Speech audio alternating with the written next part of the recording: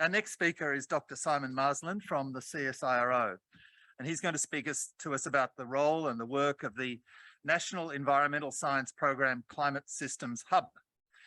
In addition to leading the Climate Systems Hub, Simon has over 25 years experience in developing global ocean and coupled models of the Earth's climate system. He's served on expert panels of the World Climate Research Program, including as co-chair of the Ocean Model Development Panel. He was a review editor for the 2021 IPCC Climate Change Sixth Assessment Report. And he also notes that in his role with the Climate Systems Hub, he's particularly proud to foster Indigenous engagements through co-designed research initiatives with traditional owner communities. Simon, over to you. Thank you, John. Thanks all for coming along today. Nihil do nobis sine nobis, nothing about us without us. I am really proud and humbled that the science we do in the National Environmental Science Program has a mandate for Indigenous partnership, has a mandate for co-design of the science. And can I get the slides at the front here, please? Thank you. I think they're really important things. So we take the science, scientists have a reputation of sitting in their ivory tower or in their office doing their work. This is about actually bringing the best science together and getting out to our research users who might be state or territory government departments like David just presented with the Northern Territory, Federal Department of Climate Change, Energy, the Environment and Water now since the start of July. They fund the National Environmental Science Program, so we spend a lot of time talking to them about what their needs are for policy relevant science. So it's the Climate Systems Hub is a foundational kind of, goes back to pure science, but it tries to bring out the applied science and actually inform real action. Beautiful yarning balls down the front here, made for this workshop. Really like them. And David talked about work at the Earth Systems and Climate Change Hub in phase 1 of the National Environmental Science Program. It's just kicked over into phase 2. There's 4 hubs there. I'll talk about them in a bit. I live down in southeast Melbourne. I work nearby where I live on Bunurong country, so I pay my respects to elders past and present there. Really happy to be here in Mpatwe on Arenta country this week and pay deep respects to the elders past and present up here, because I've been having a lovely time enjoying it on this country. I hope everyone here, Desert Song Festival and the Country and Climate Yarning Circle is having a lovely time on this country and paying respect to it. Also pay my respect to Yorta country. I spoke with fellow traveller in work we're doing, Damien over there on Monday. Jarrah somewhere out there, Quadamuka man, pay respect to that country as well. Just going to add the Gimoy Wallabara Yudinji and Irrakanji lands up in Cairns and north of Cairns, because each of the hubs in the program has a Indigenous facilitator we employ. So Rowie Bulio, she's taught me a lot about Indigenous ways, cultural respect. So yeah, pay my respect to elders past and present of all those countries, and invite you to reflect on where you are and where you come from and where you're going as well. Who's heard of football? Yeah, everyone's heard of football, but too lazy to put their hands up. It comes in 2 halves. One of those things I learned from listening to Indigenous cultures was thinking a little bit longer time frame than a government, 3 years, 4 years maybe in the States. Think about in human lifetimes. So this little football game, 30 years either way of where we are today, first half, second half.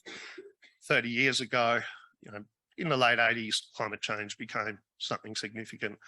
Starting my football game in 1990, that was the first report of the Intergovernmental Panel on Climate Change. That's when, for the United Nations Framework Convention on Climate Change, nations around the world started to get committed to this stuff. 30 years ago, we're here where we are today, made some progress, plenty of work to go ahead. 30 years from now, second half of the footy game, we're going to be in 2050. We're all talking about net zero. So we're halfway through, we're just back on the ground. Still a lot of work to go. So, we've got to really charge up our charge up our energy in what we're doing and getting the message out there, actually changing our behaviours. David talked a little bit about choices mattering earlier, and I'm going to talk about that too. 4 hubs in the program: Climate Systems Hub, which I lead; Resilient Landscapes Hub, led out of University of WA, looks at the terrestrial domain of the nation; Marine and Coastal Hub, a lot of coastal work, a lot of marine work, the sea country, and a Sustainable Communities and Waste Hub, led out of University of New South Wales, circular economy, recycling, reusing, a lot of that kind of work. So across the family, and I like to think of the family as the program that we all work together. In fact, it's designed into the program because it's not just the 4 hubs. Each of them has a cross-hub initiative to work along. So in the Climate Systems Hub, it's the Climate Adaptation Initiative. There's a real mouthful, I'm going to have to read it. Threatened and Migratory Species and the Ecological Communities Initiative in Resilient Landscapes, the Protected Places Initiative in Marine and Coastal, and the Waste Management Mission in the initiative, I should say, in the Sustainable Communities and Waste Hub. And that, brings us all together. So in fact, the Climate Systems Hub and the climate adaptation challenges through the initiative that we're facing, I think really translates into all 3 other hubs. We've got work to do together going forward, and I really look forward to the challenges of bringing the scientists from the hub I'm working in to really engage with those other 3 hubs as well. Who are we? CSIRO, or CSIRO in our language when we talk to each other. Bureau of Meteorology, call that BOM. Don't get on the phone at the airport from personal experience and start bitching about what happened in the CSIRO-BOM relationships during the day, because someone might hear that and you get a tap on the shoulder and suddenly the Australian Federal Police are calling you off into a room and saying, what was that all about? Mister, please explain yourself. But yeah, CSIRO and BOM, big government agencies, are a big part of the hub. They've been doing this work since, back 1990 and earlier. 5 universities, going from South, University of Tasmania, Monash University and Melbourne University, Australian National University, University of New South Wales. 5 really important universities that hold a lot of our climate science excellence. In fact, they partner together, and we join in associating with that through Australian Research Council. There was a Centre of Excellence for Climate System Science, around 7 years, followed by a Centre of Excellence for Climate Extremes, and others 7 years working with those universities still. What's different between the Earth Systems Climate Change Hub and the Climate Systems Hub is we brought in a new partner as well, which was all state and territory environment departments through a cross-jurisdictional community of practice for climate science. And that really helps us with our translation. COVID was a really important lesson, how important the states are in delivering in a crisis out to people. And that's part of our thinking behind bringing the states and territories directly into contact with us, so that we get that translation of our science out to the ground. The states are best at doing that kind of stuff. And then, of course, the stakeholders, the federal department, Ministry of Environment and Water is funding this program, but also the Climate Change and Energy Department take a lot of interest in the work that we do. And we do quite a bit across the science spectrum, the natural variability that climate change, climate extremes, and we're hearing a lot about the extremes, and we've heard a lot about them this week, the extreme heat, the flooding, the drought, the fire, all those things. We do modelling, we do that global modelling. When David showed some projections going out into the future, that's what I've been doing for the last 20 years or so, global climate models, and do a bit of work around oceans and coast as well. And looking at especially sea level rise, which is going to be a real issue in this country. 85% of the people live close to the coast. Those right on the coast are already starting in places to feel the challenges of sea level rise, salinification, etc. Really important mandates for this hub: climate change adaptation, Indigenous partnerships, and being policy relevant. You can check out our website there, or even join our mailing list with that QR code. It'll be on the last slide as well. Auntie Linda talked a bit about our knowledge our way yesterday, so I thought I'd just throw in some of those guiding principles that are close to the work we do through the co-design. Actually, before we go and start delivering science and telling to people this is what you need, we actually go out and talk to them, try to build relationships, and say what do you need, and have a conversation and try to inform and guide them on that journey, work with them. Hats off to Ned down the back there, because he pointed out the Sturt Desert Pea out the front gate. So that was nice. Bit about my work down the bottom there. I used to, when I was young, stay away from the people. I say I was the ocean modeler. I like to keep my head underwater. Come up into ocean atmosphere modelling over the years, up to where people are living. Done a lot of work on ocean heat content and that expansion and that element of the sea level rise. Really important that what's happening in the atmosphere, really fast response to emissions, CO2, etc. Atmosphere responds very quickly to that. Might not know that over the last 50 years or so, the new heat that's come into the Earth system from this imbalance that we've produced of the extra changes in atmospheric composition, 93% of that heat is in the ocean. That's global warming, is ocean warming. And the ocean has a really long memory, has a very high specific heat capacity. That water ain't going anywhere for a long time. So even when David shows some scenarios, hopefully optimistic futures, good choices, we're still locked with an ocean problem. The sea level rise is going to keep continuing for some time. So we've got to be ready for that. Who went to Simpsons Gap on Monday? That was lovely. Come on, hands up if you went to Simpsons Gap. Okay, I've just outed all the scientists in the room. Yeah, just reiterate that choice. That message at every choice makes a difference, both as individuals, both as also, as nations all around the world. Our choices are really important.